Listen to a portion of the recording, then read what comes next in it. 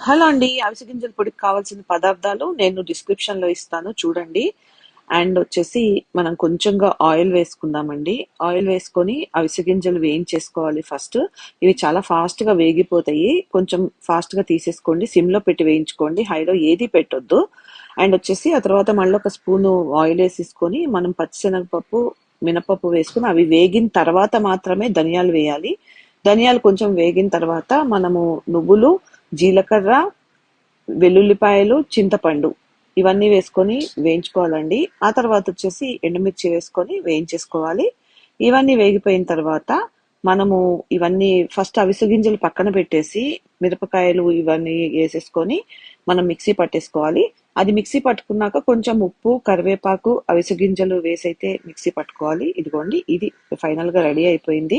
చాలా టేస్టీగా ఉంటుంది. ఇంగ్రీడియంట్స్ అన్ని నేను డిస్క్రిప్షన్ లో ఇస్తాను, తప్పకుండా చూసుకోండి.